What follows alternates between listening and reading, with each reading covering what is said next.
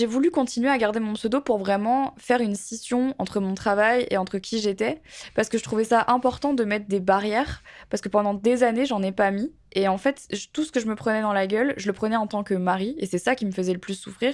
Et je pense qu'aujourd'hui, les influenceurs qui souffrent le plus, c'est toute cette nouvelle vague de génération sur TikTok, qui en fait sont vraiment, tu vois, eux-mêmes et qui ils ont un espèce d'accès à l'intimité Qui est qui est le encore même plus par lequel tu as palpable. commencé Je finalement. sais, mais tu vois, j'ai l'impression que je sais pas pourquoi, je pense que c'est parce qu'il y a l'instantanéité du moment de Ouais, TikTok ouais. ou de Snap, ou tu vois, nous, on passait quand même par la case montage, il y avait quand même un truc où c'était un contenu froid. Tu vois ce que j'appelle un contenu froid, c'est un truc qui vient plus tard. Mais là, aujourd'hui, avec ces réseaux, en 2 secondes, tu peux te faire cancel, en 2 secondes, tu peux montrer le truc de trop. Et moi, c'est ça, en fait, que je voulais à tout prix évincer le plus possible. C'est pour ça que j'ai gardé mon pseudo, c'est pour ça qu'aujourd'hui, j'ai pris de la distance, parce que je me suis rendu compte que dans cette profession, tu ne pouvais pas perdurer si tu donnais tout ce que tu étais à 100%.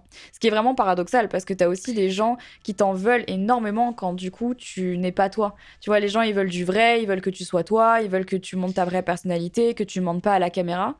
C'est le paradoxe, je pense. C'est Ouais, le paradoxe entre le fait que les gens vous suivent parce qu'ils aiment qui vous êtes, mais du coup, puisque vous montrez qui vous êtes, ils vous jugent sur qui vous êtes. bien sûr. Ah oui, mais Et, c'est... et je sais, on a déjà eu 1 million de discussions sur ça, sur le fait que tu montres 100% qui t'es, et puis le lendemain, tu vas avoir des gens qui vont se dire: ah bah dis donc, aujourd'hui, elle aurait pu faire ça plutôt que ça. Ah bah dis donc, elle est plus grosse que la veille. Ah bah dis donc, elle est plus mince que la veille.